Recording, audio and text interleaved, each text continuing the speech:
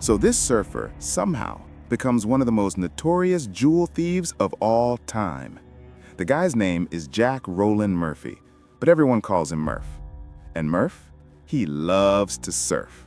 Like, that's his whole identity. Tan skin, blonde hair, smooth charm, and a surfboard always nearby.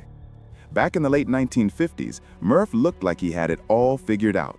He was a championship-level surfer, a professional violinist, and even had a college scholarship. He was the kind of guy everyone liked. But underneath that golden image, Murf had a restless streak. He wanted more money, more excitement, more of whatever life had to offer, and he didn't care how he got it. By the early 1960s, Murf moved to Miami, Florida, a place where palm trees, beach bars, and shady deals all lived in the same sunshine. And this is where the story really starts. One day, while hanging around the beach, Murf runs into some of his old surfing buddies. But something's different. These guys who used to be broke beach bums are suddenly wearing sharp suits, gold jewelry, nice watches. They've got that "we're making money now" energy. So Murf's like, wait a second, when did you guys stop being broke? That's when one of them, a guy named Alan, leans in and says, we've been doing a little side hustle. And Murf's like, what kind of hustle? Alan grins and says, we've been breaking into hotels and houses, robbing rich tourists. There's money everywhere if you know where to look. Now, to most people, that's the moment to walk away. But not Murf. He's curious. He's thinking, I surf all day, scrape by with a few bucks, and these guys are pulling in thousands? I want in. So the next time Alan and his crew plan a job, they invite Murf along. It's a simple job. Sneak into a luxury hotel, grab whatever jewelry they can find, and get out before anyone notices. That night, Murf's heart is pounding, not from fear, but from excitement. The rush of sneaking through dark hallways, picking locks and cracking safes, it's electric. They grab handfuls of jewels, escape clean, and sell everything off. Murf's cut? Around $15,000. And in the 1960s, that's serious money, like buying a new car money. So Murf's looking at that pile of cash thinking, that was the easiest money I ever made. And that's it. He's hooked. Surfing by day, stealing by night. Over the next few months, Murf and Alan become a real team, the smoothest cat burglars in Miami. They sneak into penthouses, climb balconies, and move silently across rooftops. They target rich vacationers, old ladies with diamonds, and anyone who won't notice a few missing jewels until morning. And with every heist, they get richer, bolder, and more confident. They're not just beach bums anymore. They're professionals.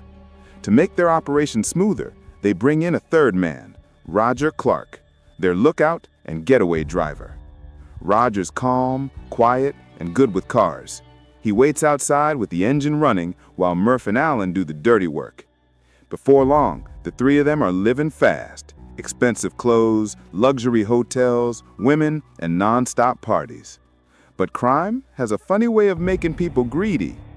After months of easy jobs, Murf starts to get bored. He wants a challenge. One night, after another successful robbery, he looks at Alan and says, we've hit every decent place in Miami. Let's go bigger. Alan laughs.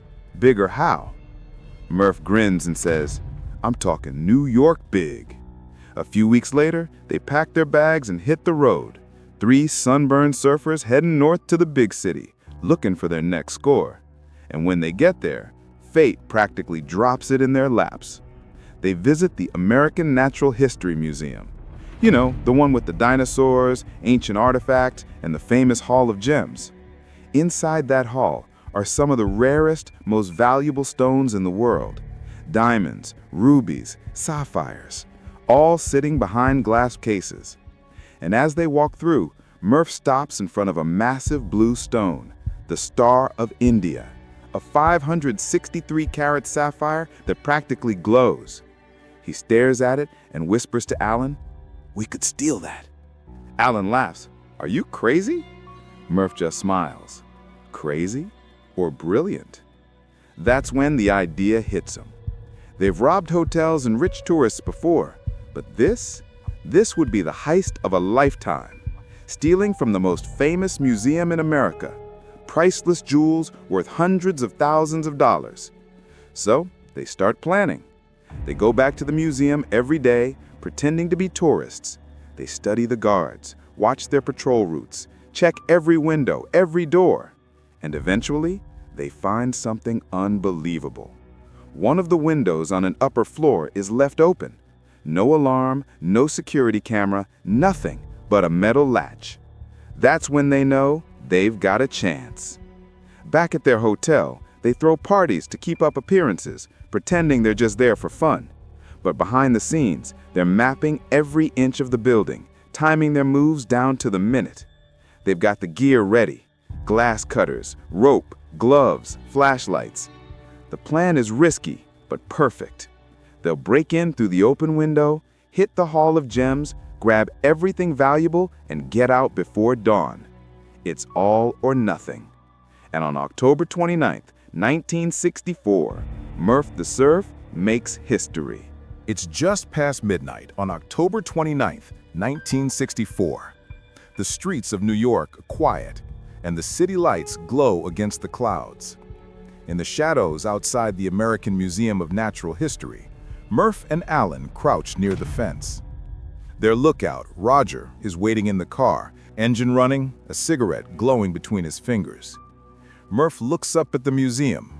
It's massive, dark, and silent. He grins and whispers, "Let's make history." They hop the fence, cross the courtyard, and find their target, the window that's been left slightly cracked open. Alan climbs first, scaling the side of the building using the fire escape and old stone grooves like a rock wall. When he reaches the window, he carefully pushes it open the rest of the way, slips inside, and lowers a rope for Murf. Moments later, Murf is in. Two surfers turned thieves, standing inside one of the most famous museums in the world. Their flashlights cut through the darkness as they move silently through the halls. Every footstep echoes, every sound feels too loud. But they keep going, straight toward the Hall of Gems. When they get there, it's everything they imagined. Display cases filled with glittering stones, the room glowing faintly with reflected color. And right in the center, the Star of India, that giant blue sapphire, just sitting there under glass. Murf takes a deep breath, pulls out a glass cutter, and starts slicing a perfect circle. No alarm sounds, no guards appear. It's almost too easy. They lift the glass, grab the Star of India, the DeLong ruby, the Eagle diamond, and more. 24 gemstones in total. Each one worth a fortune, not just in money, but in history. When they're done, they pack everything carefully into their bags, climb back down the rope, hop the fence again, and vanish into the night. It's flawless. No one knows what just happened. By the time the museum opens in the morning, Murf and Alan are already back at their hotel, drinking and laughing like they've just hit the lottery. And in a way, they have. Their haul is worth $400,000 back then, around $4 million today. Meanwhile, across town, chaos erupts. The museum staff realizes the jewels are gone. The news breaks instantly. Priceless gems stolen from museum. It's front-page headlines nationwide. Reporters swarm the scene. No fingerprints, no alarms, no clues. It looks like the perfect crime. Back in their hotel, though, Murf and his crew are getting a little too comfortable. They throw wild parties, music, girls, champagne, the works. People come and go all night. They're bragging, flashing money, living like rock stars. It's reckless. And it's about to cost them everything. Because their hotel clerk, a young guy who's been watching them all week, starts getting suspicious. These guys don't act like regular tourists. They're loud, they're secretive, and they carry weird tools in and out of their room. So he calls the police.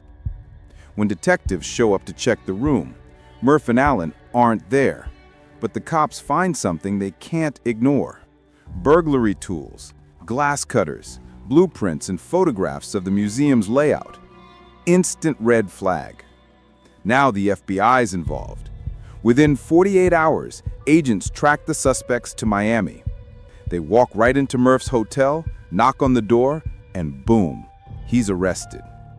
Alan's caught too. Roger, their lookout, gets picked up in Connecticut.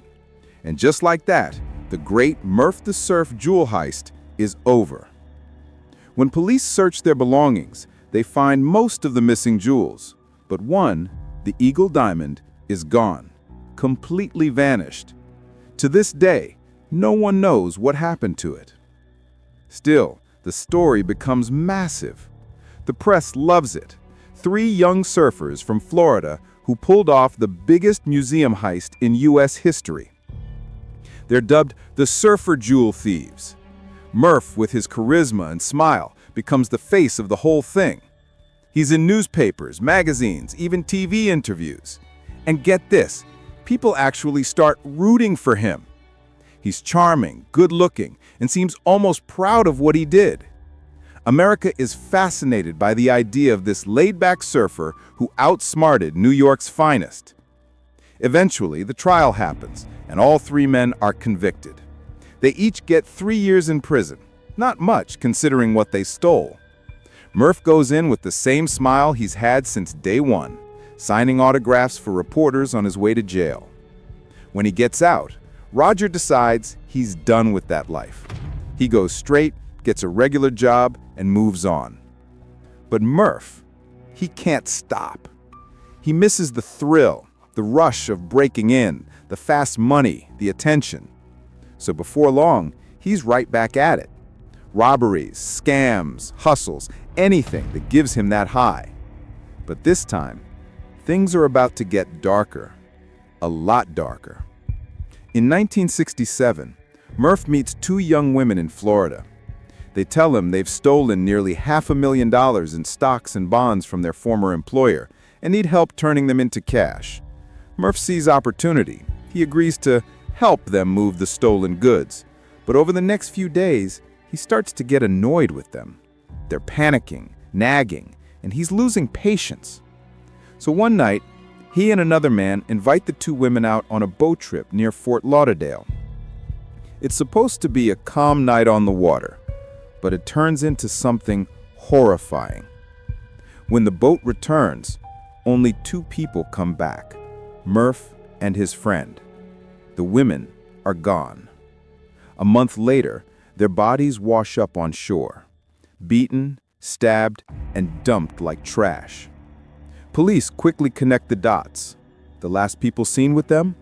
Murf and his buddy. They're both arrested, but without solid evidence, the charges don't stick, at least not yet. Murf is released on bail. And what does he do while he's out? He commits another robbery.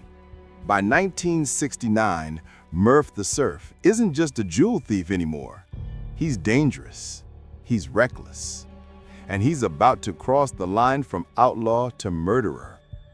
When detectives reopened the case of the 2 women found murdered near Fort Lauderdale, the evidence finally starts to line up. Witnesses come forward, timelines match, and rumors swirl that Murf bragged about what he did while drunk at a bar. That's all the police need. In 1969, Jack Murphy, Murf the Surf, is arrested and charged with first-degree murder. The media goes wild. The same man who once smiled his way through interviews about a glamorous jewel heist is now being called a monster. During the trial, prosecutors paint a chilling picture. 2 innocent women, brutally beaten and thrown into the river, all because Murf wanted to silence them. The jury doesn't take long to decide. He's found guilty. The sentence, life in prison. Just like that, Murf's golden surfer life is over. The beaches, the fame, the freedom, gone. Now he's behind bars facing decades with no surf, no spotlight, and no escape.